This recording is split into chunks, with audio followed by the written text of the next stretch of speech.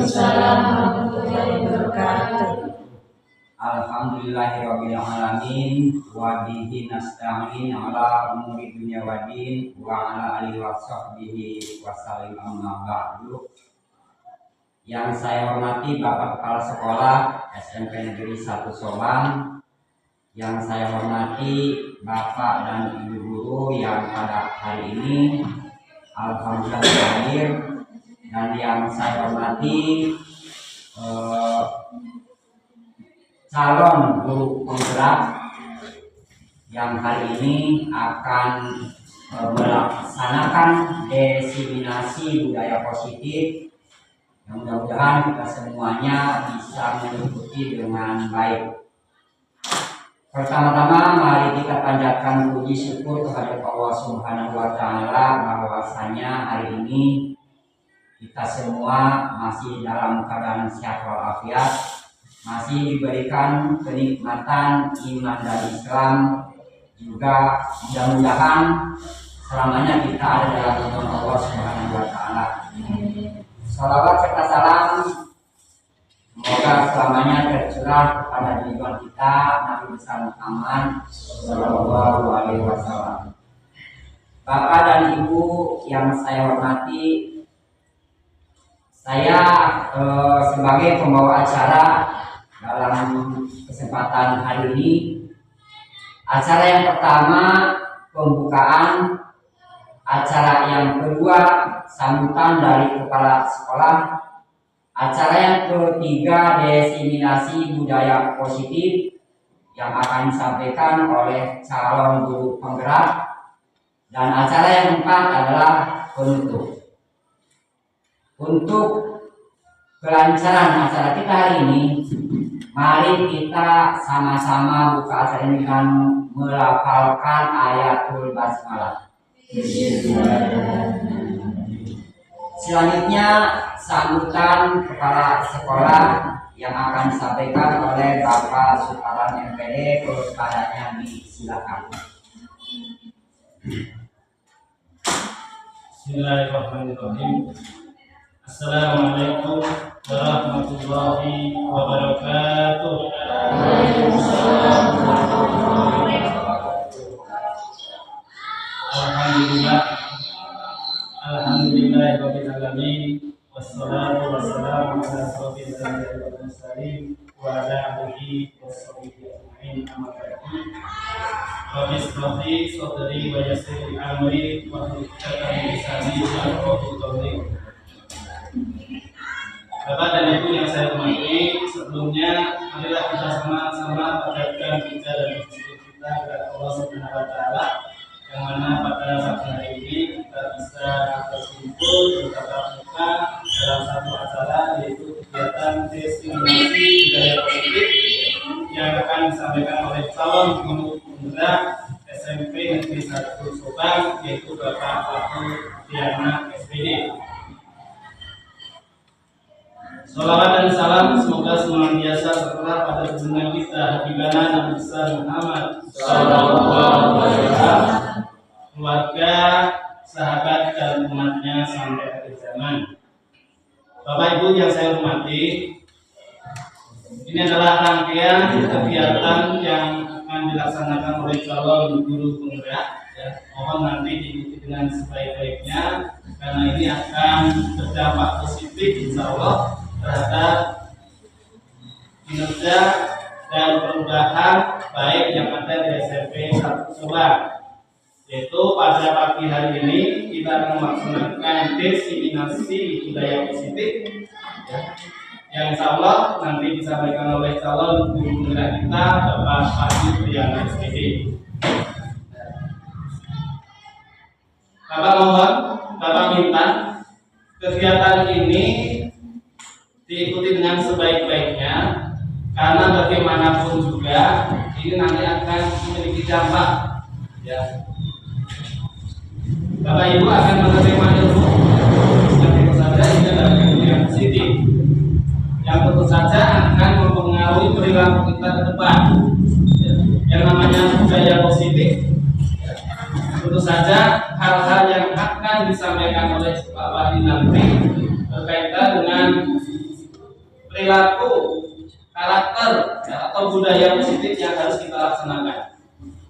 Maka dengan mengucapkan Bismillahirrahmanirrahim, kegiatan diseminasi budaya positif yang dilaksanakan di SMP Negeri 1 Subang pada hari Senin 10 Juni 2024 dinyatakan dibuka.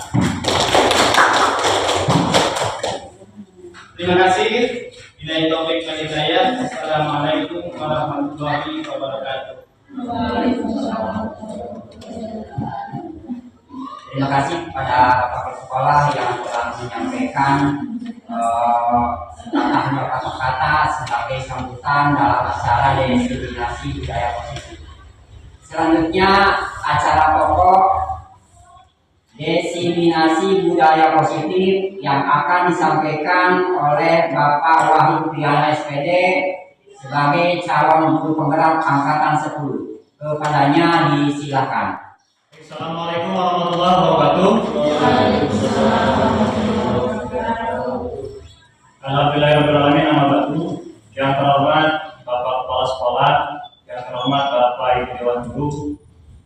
Alhamdulillah pada kesempatan pagi hari ini dengan berbagai kesibukan kita menjelang akhir tahun ajaran, disibukkan dengan berbagai hal, masih bisa menyempatkan hadir dalam kegiatan acara diseminasi budaya.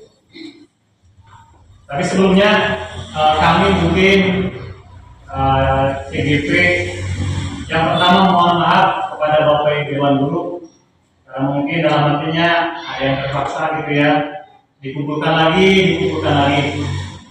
Tapi untuk kegiatan CGP salah satunya adalah seperti itu adalah kolaborasi. Kegiatan CGP kalau tidak adanya kolaborasi antara guru, kepala sekolah dan juga murid, ini tidak akan berjalan. Otomatis akan gagal. Salah satunya tidak ada kolaborasi, misalkan guru dengan guru, satu tidak berjalan, otomatis kegiatan CGP akan gagal. Ya. Nah untuk itu sebelum saya mulai permohonan maaf saya terutama karena beberapa kali Bapak Ibu Dewan Guru dikumpulkan lagi dan juga dikumpulkan lagi. Nah untuk kegiatan ini merupakan salah satu tugas yang harus diselesaikan kami bagi para calon guru penggerak. Salah satunya adalah menyelesaikan yang namanya aksi nyata. Ini ada di modul 1, kebetulan 1.4. Kebetulan modul 1 sudah selesai. Ini merupakan salah satu rangkaiannya adalah melaksanakan aksi nyata. Nah, untuk memenuhi salah satu syarat kelulusan gitu ya, dalam program guru penggerak. Jadi mudah-mudahan Bapak Ibu semuanya memakluminya. Baik, kita langsung saja. Mohon izin berdiri Bapak. Sebelum kita mulai, kita ada SPG terlebih dahulu supaya nanti kita fokus dulu.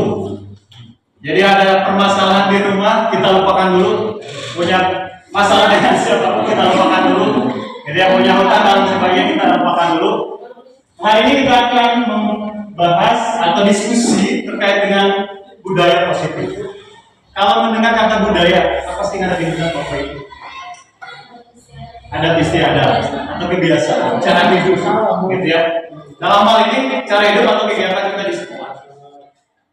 Terus ini agenda kita, yang pertama tadi sudah ada pembukaan, sudah dibuka tadi sama Pak Cep. Nanti ada pertanyaan tematik, terus nanti ada pemaparan konsep dan yang adalah refleksi. Nanti akan Bapak Ibu isi di aplikasi Padlet kalau tidak salah ya. Nah ini ada lagi supaya konsentrasi kita makin konsentrasi. Tebak gambar. Gambar yang pertama gambar apa kira-kira? Betul. Dan sedang dibaca jadi gambar pertama gambar apa? Petai dan nah, baca jadi Petis. apa? Si gambar apa aja? Itu gambar petai. Apa ya? Ayo. Tenis handal. Bagus, betul. Yang kedua gambar apa? Oh, gitu. Yang kedua gambar ada pohon. Pohon beringin. Dan ada jalan pakai kacamata. Bapak diganti dari hak.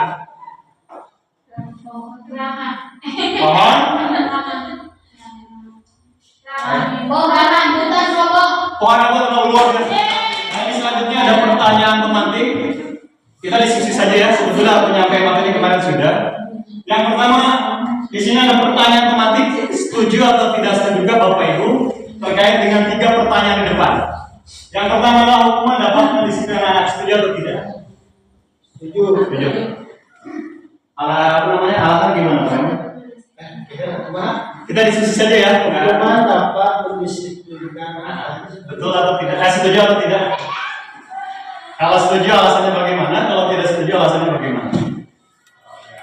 Setuju. Setuju tapi tidak benar. Setuju dan tidak setuju tergantung hukuman. Tergantung hukumannya. Kalau Pak Iqbal setuju atau tidak? Soalnya Pak Iqbal yang sering menghukum ya. Setuju ya? Setuju ya. Tergantung katanya tadi apakah hukuman seperti apa gitu ya. Setuju kan? Yang nomor 2, pemberian hukuman dengan hal positif seperti membaca atau memberikan bersihkan halangan supaya dapat meningkatkan disiplin. Setuju atau tidak?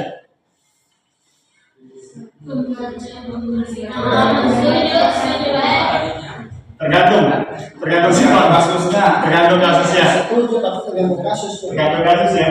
Terus yang nomor 3, memberi penghargaan dapat meningkatkan motivasi belajar. Setuju. Ada yang pernah melakukan hal itu? Mungkin pengalaman dari Bu Yati kayak gimana? Pernah? Katanya barusan apa? Nah gimana? Jadi semangat lagi belajar. Jadi semangatnya timbul, Iya. ya. Kalau misalkan dikasih penghargaan dalam bentuk barang apalagi ya, anak lebih meningkat. Gitu ya.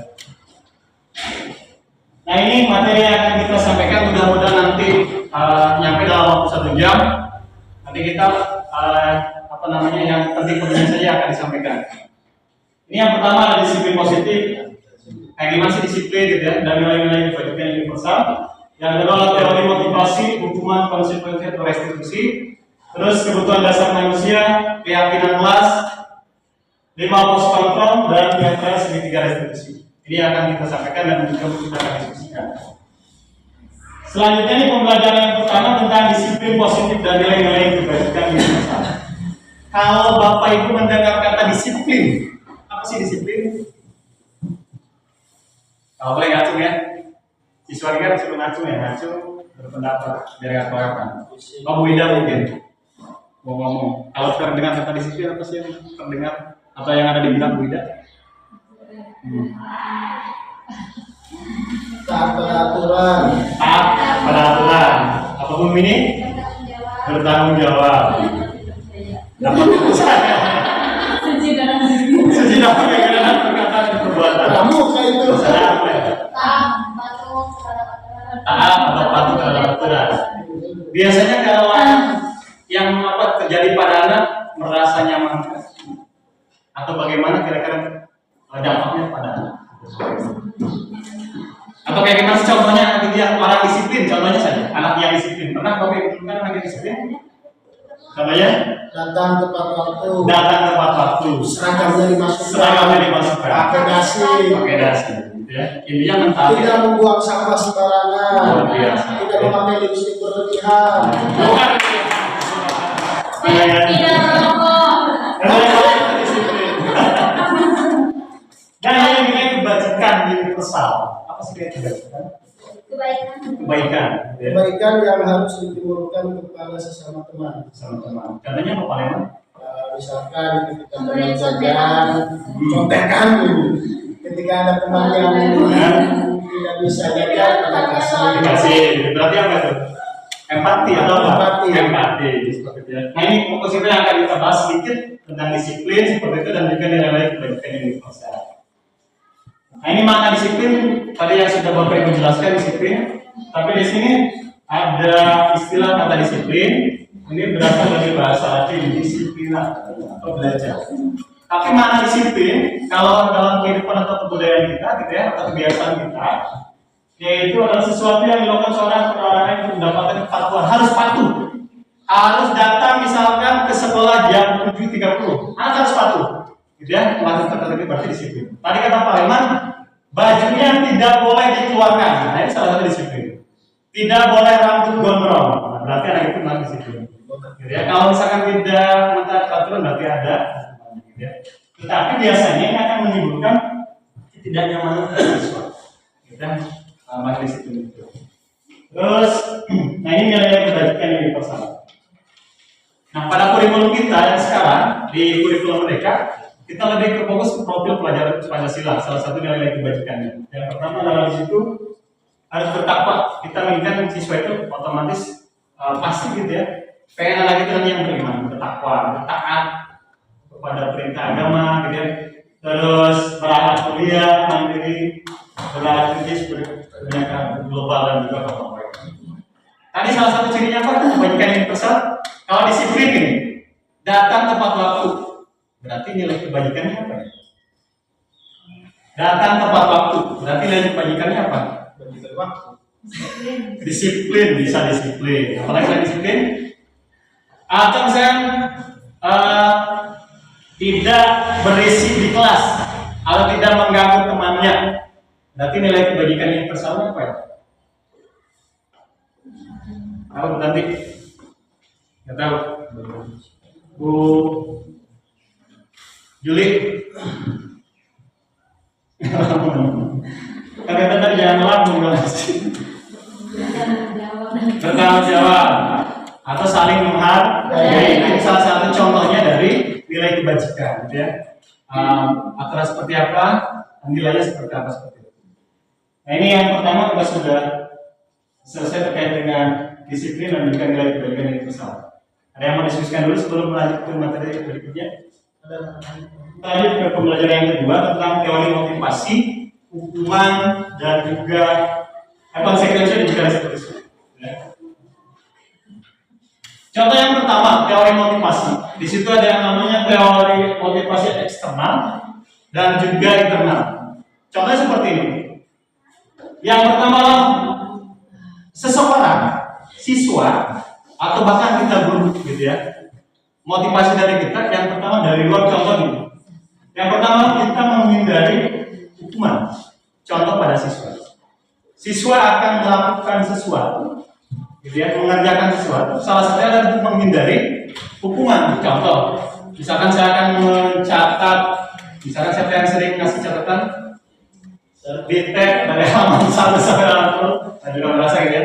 Anak itu pasti akan melaksanakan perintah itu. Karena apa? Dia menghindari yang namanya hukuman atau mungkin teguran dari guru. Nah itu salah satu dorongan atau motivasi dari siswa melaksanakan apa namanya perintahnya gitu ya. Atau guru, kalau saya tadi guru gimana? Kita supaya menghindari hukuman dari guru. Ada timbul dari motivasi diri kita. Saya akan melakukan itulah, takutnya ditegur sama kepala sekolah atau guru. Contohnya apa? Apa yang belum pernah alami? Jadi motivasinya muncul dari luar supaya menghindari hukuman itu. Datang tepat waktu Pak ya. Biasakan kita guru sebelum anak datang kita harus datang. Kita misalkan cepat-cepat datang supaya apa? Menghindari hukuman atau teguran. Ini salah satunya motivasi dari kita. Terus mengerjakan RPP atau praskar supaya tidak ditegur sama pimpinan atau kepala sekolah. Muncul dari diri kita. Saya akan mengerjakan itu supaya kita tidak karena teguran dari pimpinan. Itu salah satu motivasi, tapi timbul dari luar atau eksternal, ya. Terus apa lagi yang lain yang masuk ke eksternal untuk mendapatkan imbalan dalam hal konotasi negatif angka awal gitu ya. Misalkan dosen menyapu, motivasinya datang dari supaya kalah pimpinan dikasih.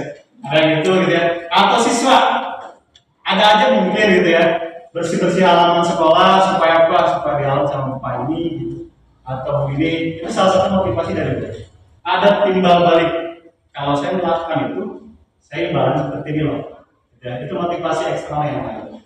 Atau yang lain, saya akan mengerjakan ini karena akan dikasih imbalan misalkan dari Bu Devi, hadiah, pulpen anak, ini juga sama. Ya, itu motivasi dari eksternal. Nah, yang selanjutnya yang kedua kita nanti disiplin positif adalah motivasi internal.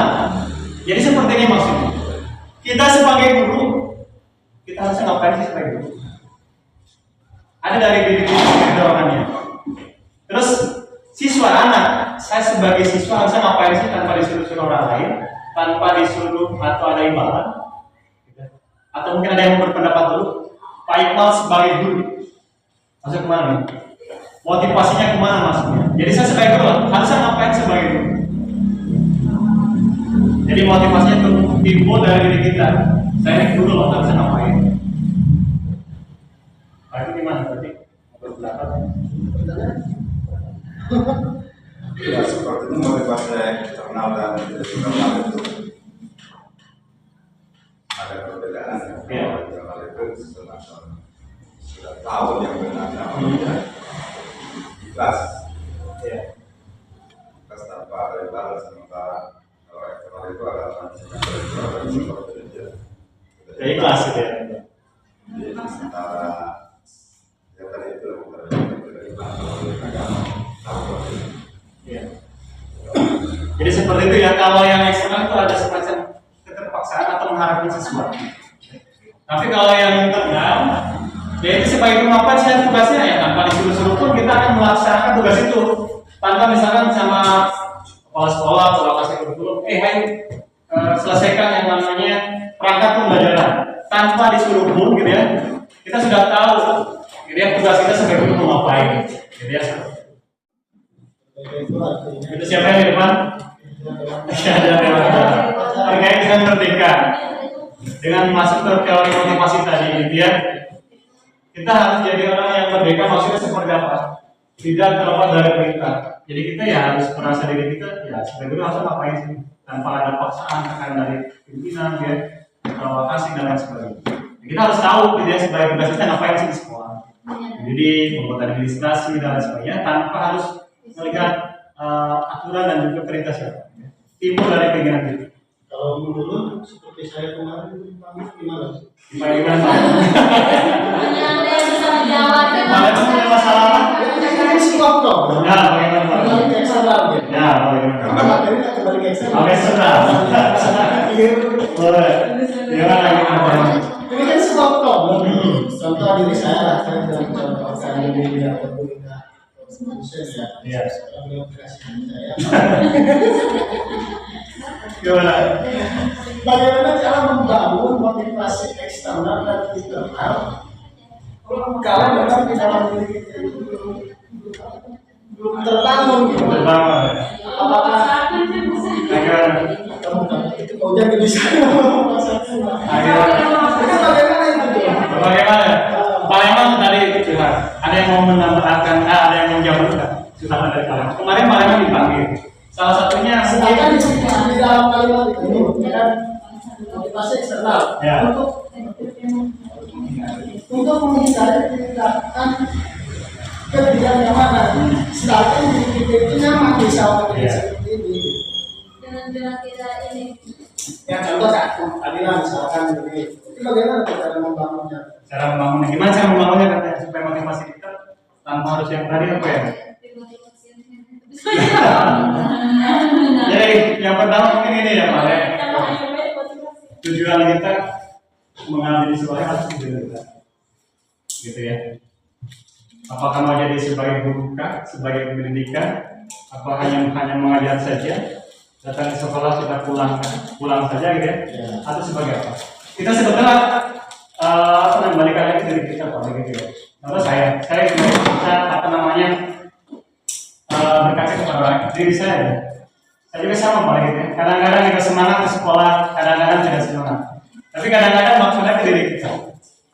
Dulu saya pas masuk kuliah, saya udah tahu saya itu pengen jadi guru Pak. Gitu. Kalau saya gitu Pak ya, motivasi saya sebagai guru, pasti udah tahu resikonya jadi guru seperti apa.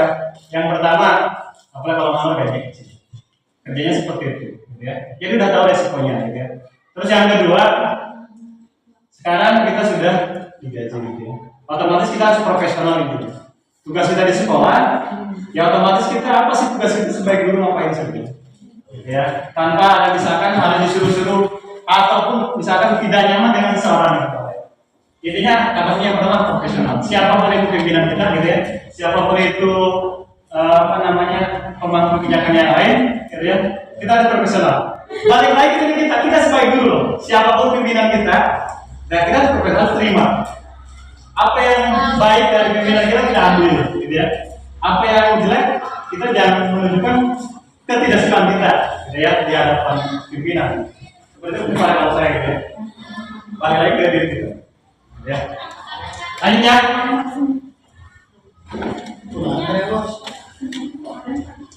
Nah, di sini kita hanya kasih sampel beberapa saja ya. Mana yang hukuman, mana yang konsekuensi. Di sini kita sampel saja 2 atau 3 saja. Yang pertama mencatat 100 kali dalam buku kalimat saya tidak akan melanggar tadi itu hukuman atau konsekuensi? Hukuman. Menggantikan kertas tugas teman yang telah dicoret-coret. Hukuman atau konsekuensi? Berarti hukuman itu apa ya? Konsekuensi apa? Hukuman apa? Boleh hukuman itu apa berarti?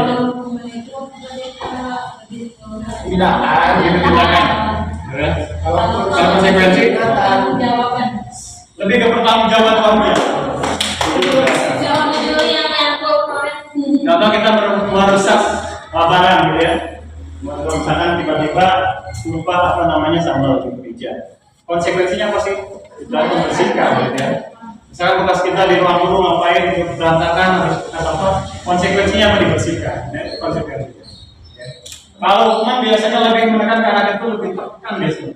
Contoh biasanya yang kita sering lakukan karena rambut gondrong, kuat, potong langsung. Itu kalau misalkan tadi kita sudah mencoret-coret buku, gitu ya, nanti ada pertanggungjawaban dari kita. Contoh, misalnya, sekarang itu kan mayoritas penambang. Pada tahun 2011 semua penambang liar itu diangkut oleh Polres. Ya. Terus ada orang yang bicara seperti ini. Itu kan konsekuensi dari ulah dia. Apakah itu masuk ke dalam kategori hukuman atau konsekuensi saja? Ya. Ada yang berapa dulu? Ini kita boleh. Ini kehidupan sehari-hari ya. Sebenarnya kalau misalkan ini mungkin anaknya ini udah bukan sekolah Ya, di luar ya. Contoh di luar. Yang paling tanyakan anaknya sudah bukan sekolah, jadi memang relevansi dengan materi ini cukup jauh gitu ya. Orang kan sebenarnya cuma aplikasinya di sekolah dengan masyarakat atau kita akan berbeda. Tapi dengan pertanyaan kalian tadi, itu kalau menurut saya pribadi berdasarkan pengalaman sudah lulus modul 1 privat ini Pak, itu menurut saya hukuman karena tidak ada, jadi secara pemaknaan antara hukuman dengan konsekuensi itu berbeda. Jadi kalau hukuman itu lebih pada penekanannya adalah kita sebagai penghukum atau sebagai guru ingin membuat pasti itu pasti begitu tujuannya, ingin membuat mereka jerah tanpa memperlihatkan apakah itu bentuk tanggung jawab atau konsekuensi tidak ke situ kalau hukuman. Tapi kalau konsekuensi itu lebih ke tanggung jawabnya yang kita tekankan. Jadi nilai hukumnya, nilai pendidikannya yang kita tekankan. Balik lagi ke pertanyaan yang tadi menurut saya itu hukuman. Karena kalau diangkut tanggung jawab dia telah masuk lingkungan apa? Ya ada kan? Ya tadi si penambang liarnya diangkut ke suatu tempat oleh polisi gitu kan. Kalau menurut saya itu hukuman. Tapi kalau misalkan kita balik lagi ke konsekuensi, tanggung jawab dia atas perbuatan dia masuk lingkungan apa? Gak ada kan? Berarti sifatnya hukuman karena gak ada tanggung jawab yang dia lakukan atas apa yang dia kerjakan. Jadi yang tadi sifatnya kalau menurut saya itu hukuman. Selanjutnya adalah restitusi. Tadi ada hukuman, ada konsekuensi, dan yang terakhir yang namanya restitusi. Jadi restitusi seperti ini. Ini rata-rata kembali ke masalah yang tadi. Gitu ya. Contoh masalah ini. Pernah Bapak Ibu menemukan anak yang datang terlambat atau telat pas kelas? Pernah? Apakah Bapak Ibu pernah ngejas anak itu sepenuhnya bersalah? Pernah. Apakah pernah menggali informasi ke anak? Ngomong empat mata dengan anak? Pernah. Pengalaman mana boleh dijelaskan kayak gini? Misalkan si lawan si apa tadi yang ngomong itu, dia itu tidak benar tidak sebenarnya seperti apa? Kemudian siapa mendogasi ya mencari kebenaran. Benar. Apalagi? Jadi Pak Imam tidak langsung menjelaskan anak itu bersalah. Tidak langsung menjelaskan anak itu bersalah. Kalau memang ya informasi yang didapat itu masih berupa angin, abu-abu gitu ya. Tapi kalau memang faktanya sudah betul, titik lokasinya si anak itu berbuat misalkan kode etik atau misalkan salah, ya langsung aja di rumah. Baik, terima kasih Palembang. Nah, apa yang tadi Palembang lakukan itu sudah masuk ke yang namanya restitusi. Jadi kita sebagai guru, kita tidak bisa menghakimi sepenuhnya itu bersalah. Panggilan kita gitu ya.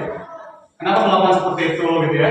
Alasannya seperti apa? Dan juga nanti bagaimana kan anak itu tidak mengulangi perbuatannya, gitu ya? Tidak langsung kita menghakimi anak itu bersalah. Nah, kegiatan kita tadi Palembang yang lakukan, itu Palembang sudah masuk ke yang namanya restitusi. Jadi proses kolaboratif guru dengan murid, gitu ya.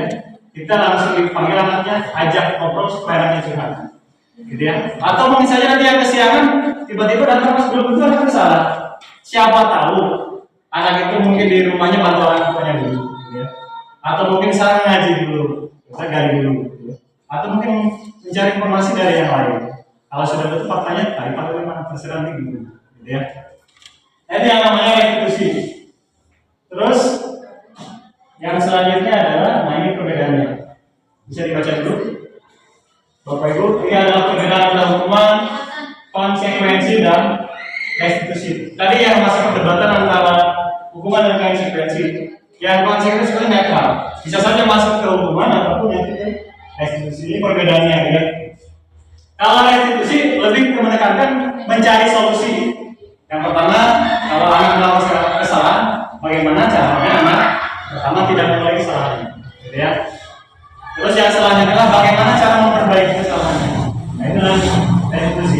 Kalau hukuman yang apa tempat saja anak ya hukuman. Kalau konsekuensi kayak tadi, anak melakukan sesuatu ya konsekuensi harus ngapain, gitu ya. Kalau yang namanya restitusi sebetulnya lebih segi positif, gitu ya. Jadi anak supaya mendapatkan apa namanya, kalau kesalahan pertama biarkan dulu mencari solusinya bagaimana saja biar misalkan tidak kesiangan misalkan. Biar saja anak apa misalkan saya pertama nanti akan bangun lebih pagi. Ini salah satu maksudnya yang restitusi ini perbedaan. Nah, ini salah satu ciri-cirinya tentang restitusi ada 9. Restitusi itu bukan untuk menebus kesalahan, namun belajar dari kesalahan. Jadi kesalahan yang pertama kita ngapain loh, gitu ya. Nanti kesalahan berikutnya kita jangan ulangi lagi. Itu maksudnya restitusi. Terus restitusi itu lebih fokus pada solusi tadi, mencari solusi permasalahan tadi. Contoh Wawan sering ngomong Wawan harus nyari solusinya bagaimana sih bisa mencari Wawan tidak mengulangi perbuatan lagi. Kita dengan berbagai cara hukuman dan lain sebagainya. Gitu ya.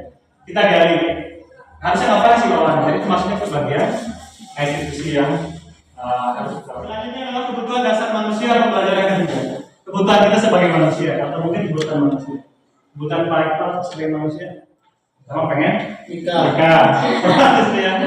Nikah itu berarti pastinya kemana Pak Iqbal? Butuh apa Pak Iqbal? Tolong tidak lagi. Perlu dicintai. Juli sama perlu dicintai. Bu Juli sebagai manusia perlu apa sih? Perlu makan. Apa lagi? Bumi ini perlu apa, Bumi? Perlu refreshing. Berarti nanti kita setelah kenaikan kelas harus ke pangkat. Itu salah satu kebutuhan kita sebagai manusia. Tenang, misalnya. Itu salah satu kebutuhan kita. Kita tidak sebagai manusia kita mau bawa aja ya. Tetapi kita juga butuh kebutuhan yang lain. Kesenangan, gitu ya, kasih sayang, dan lain sebagainya. Kata betul tadi butuh makan betul. Sebagai manusia betul.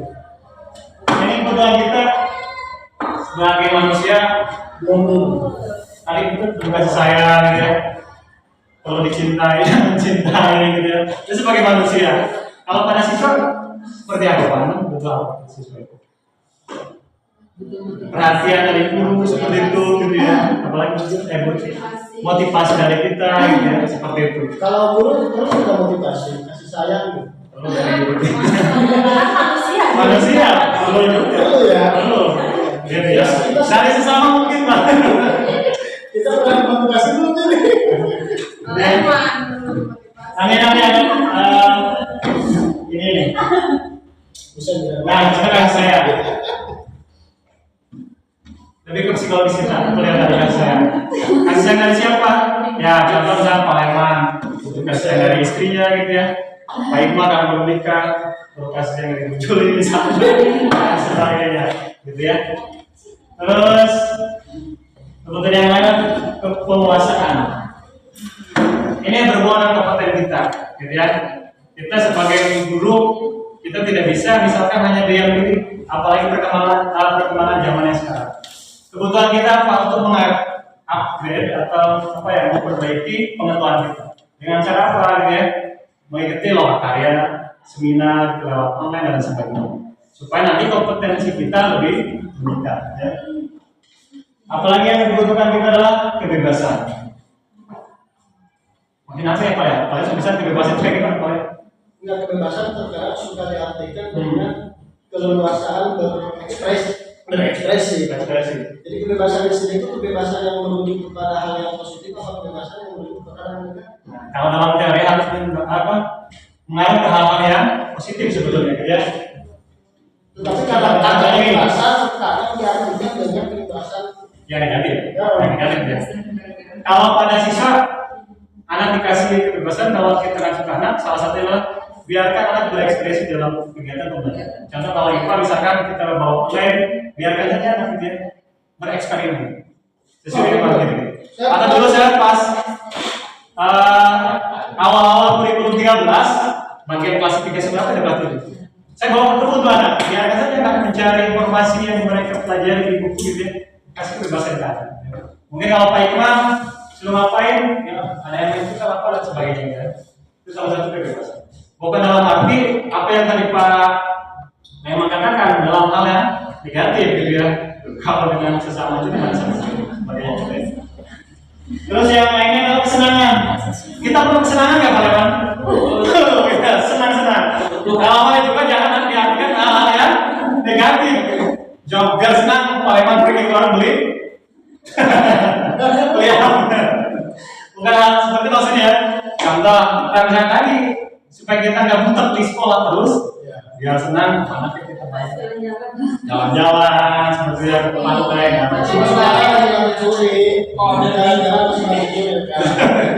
seperti itu ya. Ini kayaknya nggak tahu, nggak bahas. Nah ini nih, yang selanjutnya adalah keyakinan. Keyakinan kelas. Sebelum saya mau tanya dulu, Bapak Ibu pernah nggak? Terutama wali kelas ya, pernah nggak membuat keyakinan kelas terhadap kelasnya? Sebelum nanti kita jelaskan keyakinan kelas itu apa sih gitu ya? Atau keyakinan kelas keyakinan, yakin. Keyakinan, saya belum pernah memberikan keyakinan terhadap kelas 9A. Keyakinan itu kan memberikan sebuah motivasi ya. Keyakinan terhadap memberikan motivasi agar kelas itu menjadi lebih baik itu kan. Baik. Mereka terima. Apalagi? Atau apa bedanya peraturan? Bukan peraturan.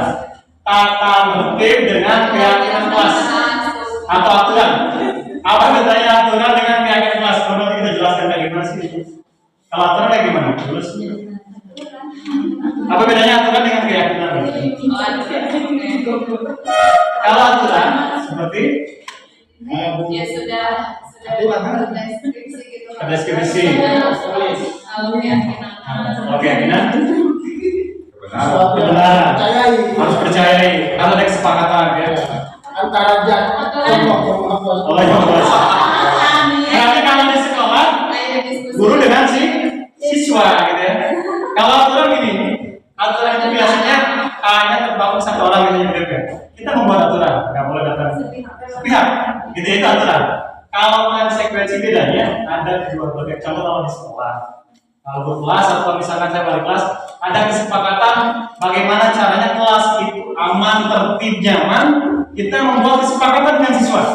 Harusnya ngapain, gitu ya. Nanti yang namanya konsekuensi, gitu ya. Kalau aturan hanya satu pihak saja, dipampang aja misalkan di kelas, gitu ya. Tapi anak tidak tahu, tiba-tiba kok ada seperti ini. Kalau keyakinan kelas, ini ada kesepakatan antara usaha misalkan dengan kelas juga membuat nanti keyakinan kelas. Nanti berikutnya akan diperkenalkan Bu Devi ya. Nanti, ya. Kita lanjut, masih ada waktu baru 57. Nah, mengapa tidak peraturan saja? Mengapa keyakinan kelas? Tadi, kalau aturan hanya satu pihak saja, kalau keyakinan kelas nanti ya ada kesepakatan bersama, gitu ya. Itu karena hasil diskusi mereka, gitu ya. Nanti ada contohnya.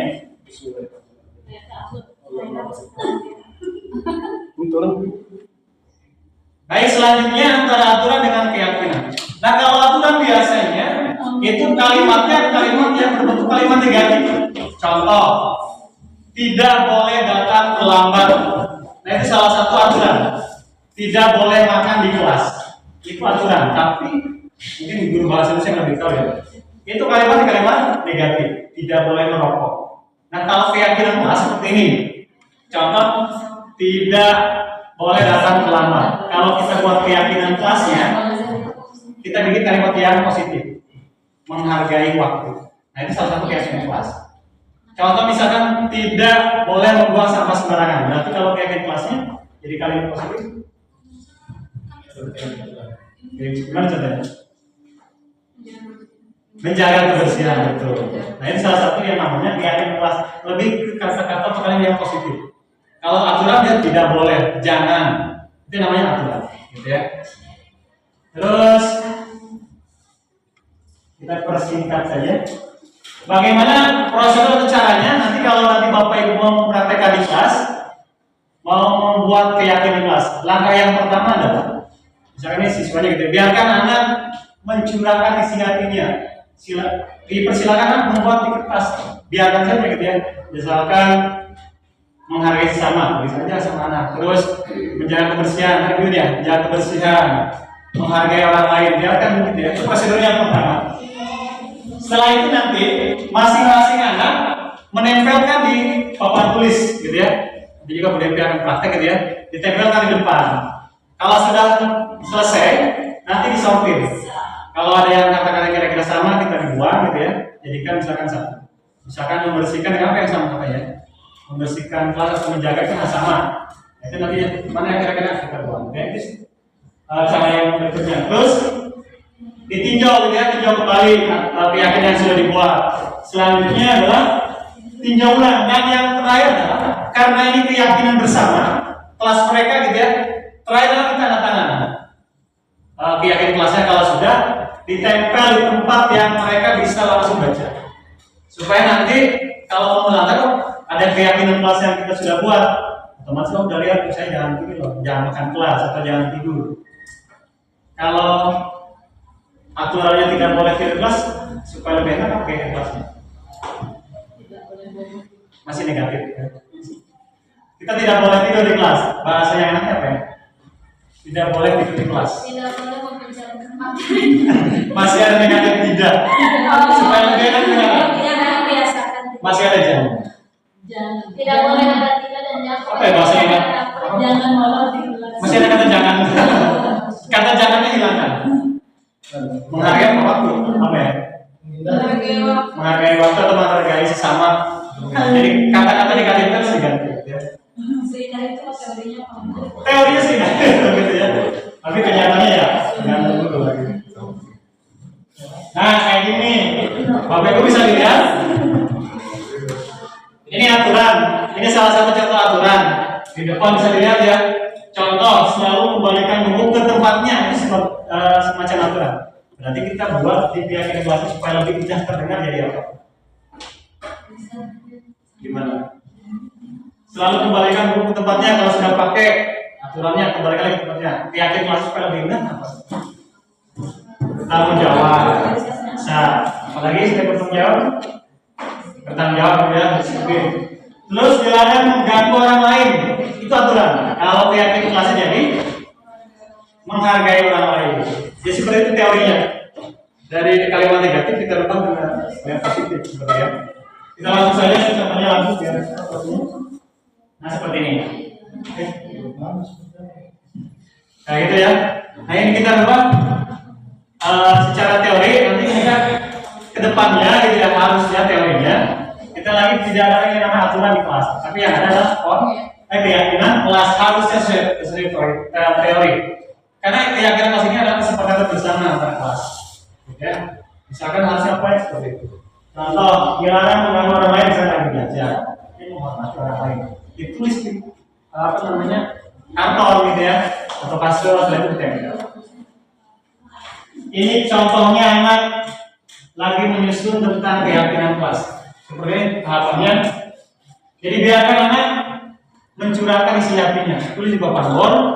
atau nanti menggunakan kertas post-it, gitu ya, dimasukkan nanti disortir, ditempel.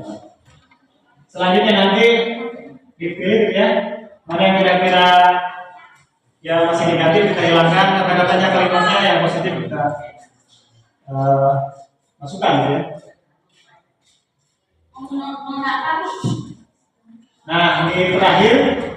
Nah, ini hasilnya contoh dari keyakinan kelas 9A contohnya.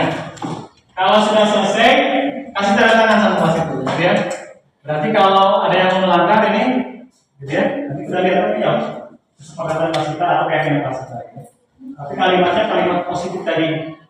Jadi secara teori kita hilangkan kata-kata jangan, tidak, dilarang. Gitu. Secara teori seperti itu, gitu ya. Jadi nanti rencana juga saya nanti juga akan membuat contoh di kelas yang lain, gitu ya, buat yang namanya keyakinan kelas. Nanti dipaham, ya. Biasanya kita lebihnya ke aturan, gitu ya. Seperti itu. Selanjutnya adalah tentang refleksi kesepakatan kelas. Pernyataan kelas adalah dibuat dalam bentuk positif tadi dan juga singkat padat, gitu ya. Tapi maknanya jelas. Jadi itu yang namanya keyakinan kelas. Terus ditinjau kembali setiap waktu. Jadi apakah mau ditambahkan kembali atau mau diperbarui? Misalkan 3 bulan sekali atau berapa bulan sekali tinjau. Itu yang namanya keyakinan kelas. Ada yang menjaga dulu? Dan itu ya.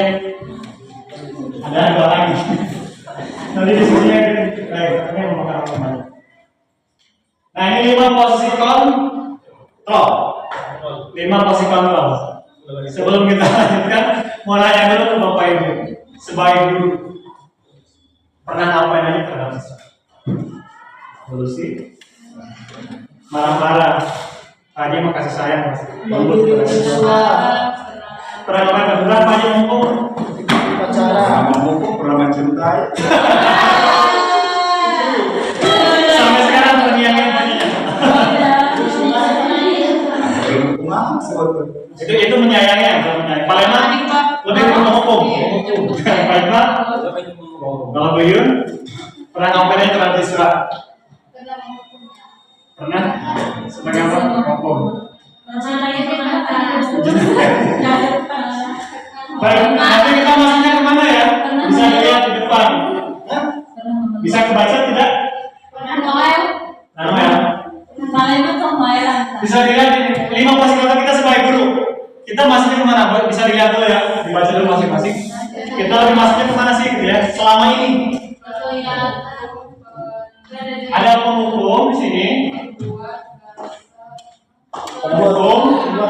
Ini guru berbuat ya. Apakah sebagai pembuat rasa bersalah, sebagai tenaga atau besti siswa, apakah sebagai pemantau, apakah sebagai manajer? Jadi baru kita jelaskan. Kayaknya penghukum ya Pak. Atau mau berbagi pengalaman dulu, Bapak Ibu pernah ngapain aja terhadap siswa? Boleh bercerita? Saya pernah ngapain lagi gini terhadap siswa. Oh, saya maksudnya ternyata di sini. Jadi mau bercerita? Kalau sebagai itu kayak gimana? Ada masalah apa kita ke anaknya gitu, nanya apa jadi mereka terbuka kita. Jadi sebagai polisi, sebagai teman besti. Atau apa lagi yang lain pernah? Kalau rata-rata kita termasuk dari saya, gitu ya. Secara teori, gitu ya. Ternyata yang saya lakukan ternyata salah. Secara teori, gitu ya. Tapi kadang-kadang tadi kembali ke awal tadi, kadang-kadang anak tidak bisa, tapi kadang-kadang dihukum gitu ya, secara kenyataannya. Tapi secara teori harusnya kita masih kemana ya? Contoh yang penghukum. Contoh guru berbuat ngapain aja, misalnya menyindir, gitu ya. Atau harus melakukan sesuatu, nah itu sebagai penghukum. Dan datang ke lapangan besar, nah itu sebagai penghukum. Atau misalkan tiba-tiba melanggar aturan yang lain, rambutnya potong, nah itu sebagai penghukum. Bajunya tidak dimasukkan tiba-tiba cubit, nah berarti kita masuk ke bawah ya hukum ya. Salah satu contohnya. Kalau membuat rasa bersalah terhadap anak ini, karena saya bersama teman-teman ini kecewa, gitu ya. Harusnya kalian seperti ini loh, gitu ya. Jadi anak itu merasa anaknya itu salah gitu ya, mereka telah lakukan. Sebagai guru omongan seperti itu ya. Ibu merasa kecewa, atau bisa gagal nih ada perlombaan sabar gitu ya, tiba-tiba ngomong. Ibu udah capek capek gitu ya melatih kalian, tapi kalian gagal. Sebagai merasa bersalah terhadap anak. Terus sebagai teman tadi, ayolah misalkan kata baik mah lakukan lebih bawah. Ngawin saya ambil bambu buat pangkalan, ayo lakukan lebih bawah. Ini sebagai teman. Jadi tidak ada apa, kalau ada batasan dengan anak ya. Sudah terbiasa. Ini sebagai teman. Mungkin bapak ibu juga sudah pernah ngalamin gitu ya. Terus sebagai pemantau. Nah seperti ini. Anak-anak biasa kan di hari Jumat ada kegiatan Jumsi atau Jumat bersih. Apa yang harus kita lakukan sebagai guru? Nah anak itu kadang-kadang kalau tidak ditanggungi sama kita, anak itu kerjanya tidak maksimal. Datang kita di sana, nah kita sebagai dalam waktu sebagai pemantau ya. Kayak guru baru dikerjakan ya. Atau semacam kayak mengawasi anak. Nah, ini sebagai pemantau. Tapi kalau sebagai manajer, kayak gimana sebagai manajer proyek bisa dibaca? Mengajukan pertanyaan-pertanyaan semacam kayak diskusi kayak tadi ya, kalau punya masalah kayak gimana sih harus memperbaikinya gitu. Kayak manajer kayak gimana sih manajer gitu ya. Terus bagaimana caranya saya bisa memakai keadaan gitu ya, mengevaluasi diri. Menurut Bapak Ibu idealnya kalau secara teori nih, kembali ke teori ya, idealnya menurut kita harus kemana sih? Secara teori gitu ya, secara teori. Idealnya sih kita lebih ke manajer harusnya gitu ya, lebih ke gitu ya, secara teori. Tapi kan tadi bagi lagi tadi, tergantung di lapangan kadang-kadang gitu. Kadang-kadang teori tidak semanis apa yang ada di lapangan. Kita lanjutkan. Ada sedikit lagi kita lagi ya. Nah contoh gini. Perhatikan di sini ada pernyataan. Contoh kalau membuat orang merasa bersalah. Contohnya gini, saya kecewa sekali dengan kamu. Terus malah misalkan udah capek-capek lantai tiba-tiba kita masuk. Saya udah capek-capek melatih anak kalian gitu ya. Nah itu berarti kita dimasukkan ke guru orang yang membuat rasa bersalah. Terus penghukum kayak tadi, terus teman. Nah tadi ayo lakukan, ayo bantu bapak, ada di bapak gitu ya. Saya juga pernah. Mungkin Bapak juga pernah melakukan seperti itu. Terus yang lainnya adalah pemantau seperti di depan ya. Terus manajer bagaimana kamu bisa menyelesaikan masalah ini? Semacam kayak bodoh anak gitu. Baik, ini materi yang terakhir tentang segitiga restitusi. Sebetulnya tadi sudah sama Pancek dijelaskan. Tapi nanti ada sedikit video praktek segitiga restitusi yang pernah saya lakukan ya. Begitulah supaya yang mencoba-coba menyelesaikan kasus anak. Jadi yang namanya segitiga restitusi itu tadi di awal saya bahas. Ini lebih ke penyelesaian masalah anak gitu ya. Kenapa disebut segitiga restitusi? Ada 3 tahapan dalam menyelesaikan anak. Ngapain aja kita menyelesaikannya ada di sini. Ya. Tapi sebelum ke sana ada pengertian yang namanya restitusi, adalah menciptakan kondisi baru untuk memperbaiki kesalahan mereka. Ya, jadi ada nanti solusinya bagaimana supaya nanti anak yang pertama kalau datang terlambat tidak datang lagi terlambat. Bangun kesiangan, bagaimana caranya lagi anak kedepannya tidak bangun kesiangan. Bahkan mungkin yang kasus berat yang merokok, bagaimana caranya kedepannya anak tidak lagi melakukan hal seperti tadi. Nah di sini ada segitiga restitusi. Gimana panjenengannya? Kenapa harus segitiga aja? Apakah boleh 2? Secara teorinya seperti ini, ada 3 tahapan dalam menyelesaikan permasalahan terhadap anak. Maka diistilahkan dengan yang namanya segitiga restitusi. Bagaimana atau apa yang harus kita lakukan yang pertama? Contoh ini, satu kasus saja. Anak itu datang terlambat ke sekolah. Kita sebagai guru tidak bisa menjudge anak itu sepenuhnya bersalah. Apa yang harus kita lakukan? Pertama, gitu ya. Pertama kita akan panggil. Setelah dipanggil, kita harus apa terhadap anak. Yang pertama adalah menstabilkan identitas. Bahasa yang pertama. Kayak gimana contohnya? Seperti ini contohnya. Kata-kata dari kita ya. Setiap orang pasti pernah melakukan kesalahan. Atau misalkan bukan kamu saja, begitu ya, yang pernah melakukan kesalahan tersebut. Gitu ya. Jadi supaya anak itu nanti dalamnya, oh ya baik salah, bukan saya yang salah. Itu yang namanya menstabilkan identitas. Kemudian validasi kebetulan. Contohnya apa katanya? Kami tentu punya alasan. Jadi kita tanya alasannya. Kenapa misalkan datang kesiangan? Kenapa datang terlambat? Kita tanya alasannya. Nah, itu diistilahkan itu namanya validasi kebetulan. Terus yang kedua adalah nilai apa yang telah ditetapkan menanyakan keyakinan. Terus contohnya apa? Nilai apa yang telah kita sepakati atau keyakinan masa apa yang misalkan telah si A langgar, oh ini misalkan tidak boleh datang terlambat. Itu salah satu tahapan-tahapan dalam disebut juga restitusi. Yang lebih jelasnya ini salah satu contohnya. Bisa dibaca Bapak Ibu. Contoh kalau menstabilkan identitas. Kita sebagai guru harusnya ngapain? Kata-kata apa yang harus kita lontarkan kepada anak? Contoh, yang pertama guru berkata, berbuat saling kenal yang manusiawi. Jadi supaya anak itu tadi tidak menjudge dia anak itu ya saya yang salah. Ya. Terus tidak ada manusia yang sempurna, kan? Bapak Ibu juga buat salah dan lain sebagainya. Itu yang namanya menstabilkan identitas. Jadi jangan datang-datang anak yang panggil tiba-tiba kamu sih atau apa gitu ya. Tapi kadang-kadang kan gitu ya di lapangan berbeda kan dari kadang-kadang dengan emosi kita yang memuncak teori-teori itu kadang-kadang hilang. Gitu ya seketika ini tiba-tiba marah ada juga mungkin sampai negara dan sebagainya. Tapi secara teori seperti itu tahapannya ya, dalam menyelesaikan permasalahan pertama. Selanjutnya validasi kebetulan. Guru berkata saya ngapain? Contoh, kamu bisa saja kan melakukan hal yang baik guru, tapi kamu tidak melakukannya kan. Jadi kata-katanya enak didengar sama siswa gitu. Harusnya itu, tapi kenyataannya ya tadi kembali lagi dari masing-masing diri. Terus apa yang penting bagi kamu? Apakah bisa melakukan dengan lebih baik besok? Ya, seperti itu. Tapi kenyataannya nggak baik kayak begini. Terus menanyakan keyakinannya, jadi apa nilai yang kita percaya atau misalkan keyakinan mas apa yang sudah kita sepakati. Kasih tahu seperti itu ya. Intinya gini ya. Di sini salah satu saya menyelesaikan tentang segitiga restitusi terkait dengan permasalahan Silvia waktu itu gitu ya, datang terlambat. Saya tidak langsung menghakimi Silvia itu bersalah. Ya. Saya panggil dulu anaknya, terus curhat gitu ya, ini yang curhat ya, tidak langsung menghakimi. Baik, sebelum saya tutup, ada kuotanya Bapak Ibu. Silakan nanti diisi. Ini ada kegiatan refleksi. Nanti kalau bisa kita perwakilan ya membacakan refleksi nanti.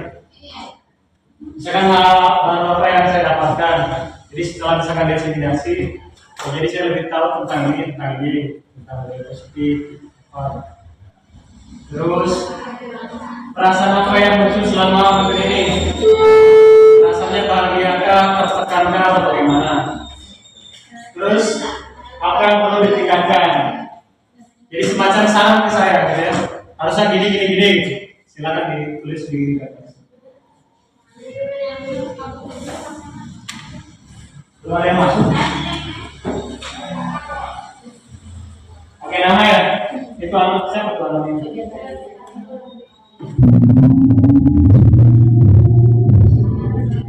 Kalau bisa kasih nama ya, soalnya nanti mau disimpan. Baik, Bapak Ibu, sebelumnya saya mengucapkan terima kasih kepada Bapak Ibu yang bersedia mengikuti diseminasi pada hari ini. Mudah-mudahan kegiatan atau hari yang disampaikan bisa bermanfaat buat kita semua dan juga bisa diaplikasikan di sekolah kita. Mungkin hanya itu saja yang bisa saya sampaikan. Apabila banyak kekurangan, karena juga saya masih dalam tahap belajar, mohon maaf yang sebesar-besarnya. Cukup sekian dari saya. Mudah-mudahan mohon maaf. Assalamualaikum warahmatullahi wabarakatuh. Waalaikumsalam.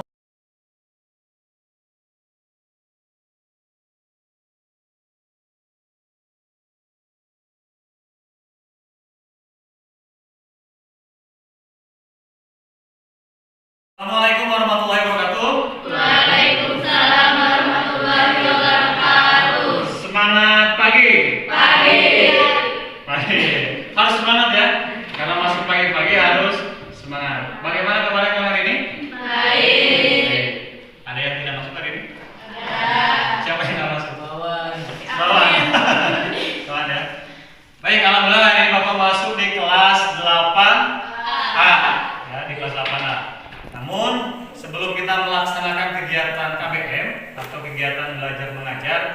kita membuat yang namanya keyakinan kelas terlebih dahulu. Yaitu kita membuat keyakinan kelas 8A. Namun sebelumnya ada yang tahu tidak apa itu keyakinan? Apa keyakinan apa? Kesepakatan bersama. Kesepakatan bersama. Jadi kita kelas 8A membuat kesepakatan bersama. Apapun itu ya, nanti kalian silakan curahkan keinginan kalian. Mau membuatnya apa nih supaya kelas kalian sepakat. Apapun itu ya, nanti silakan kalian tuliskan. Bapak sudah bagikan kertas post-itnya, silakan nanti kalian tulis di kertas post-it. Ada yang tahu tujuannya itu apa sih? Membuat kesepakatan atau keyakinan kelas? Apa ya? Kenyamanan. Untuk membuat kenyamanan supaya nanti belajar di kelas 8 nyaman. Jadi apalagi? Jinal? Supaya untuk apa? Supaya jangan kebersihan kelas, berarti biar bersih kelasnya atau ketertiban atau kenyamanan. Intinya kalau kalian nanti belajar itu nyaman, tidak ada gangguan dari luar. Atau kalau pas lihat lantai kelihatannya bersih. Jadi pagi ini kalian membuat kesepakatan atau keyakinan kelas. Dalam hal ini keyakinan kelas 8. Nah, sudah kebagian semua kertas post-itnya? Baik, Bapak kasih waktu 1 menit cukup tidak? Cukup ya, silakan keinginan kalian, kesepakatan kalian, silakan tulis dalam waktu 1 menit, silakan tulis dulu. Silakan. Kalau pulpennya kurang silakan gantian ya. Pulpennya.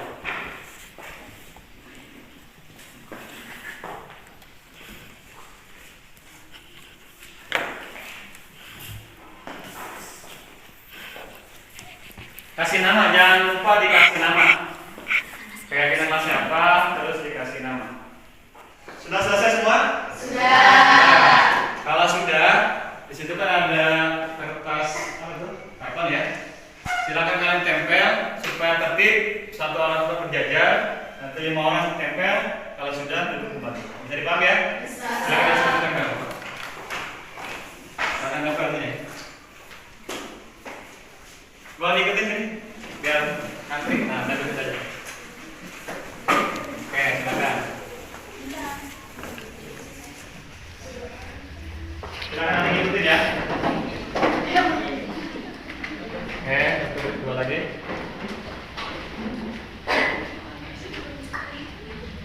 Ini.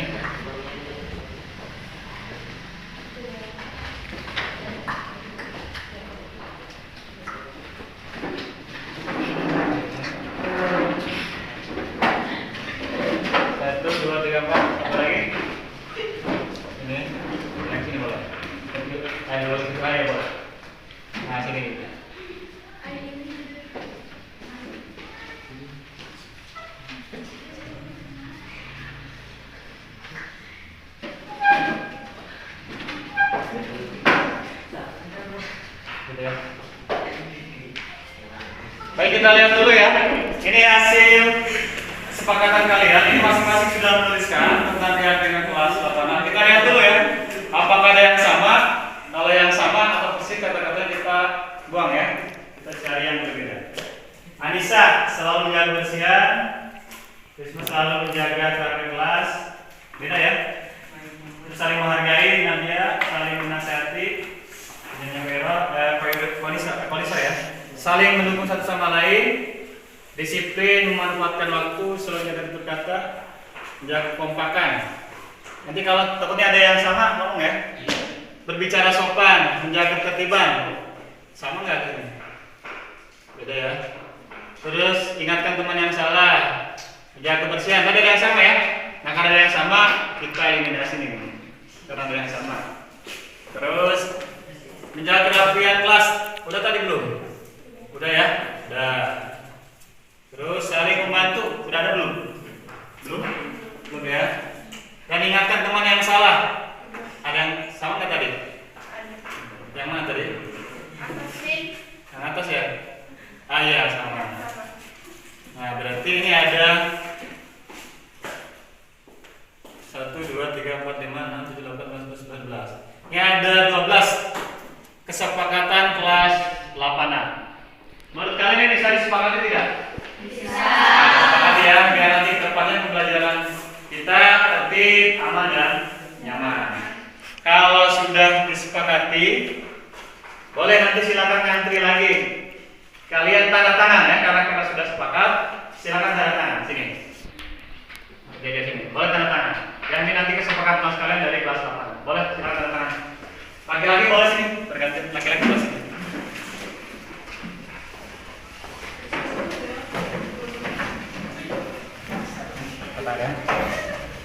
Silakan ngantri.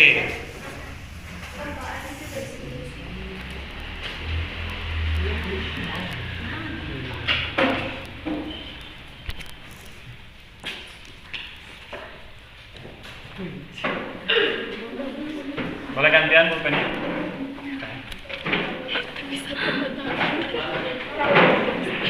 Itu bisa. Ada yang bisa deh.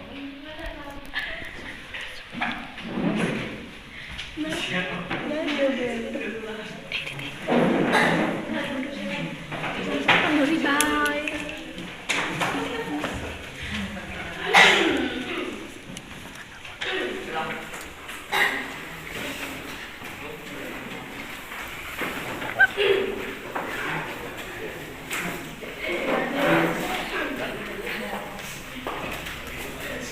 Baik, semuanya sudah menandatangani ya keyakinan atau kesepakatan kelas kalian, kelas 8A. Ini sudah tantangan, berarti kan sudah sepakat atau menyetujui. Mudah-mudahan nanti ini sudah bisa disepakati atau dilaksanakan untuk pembelajaran. Assalamualaikum warahmatullahi wabarakatuh. Nama saya Eva. Perasaan saya sangat senang setelah melakukan kegiatan keyakinan. Tujuannya agar kelas menjadi lebih tertib dan nyaman. Terima kasih.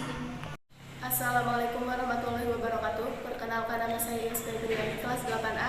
Perasaan saya senang ketika setelah membuat keyakinan kelas.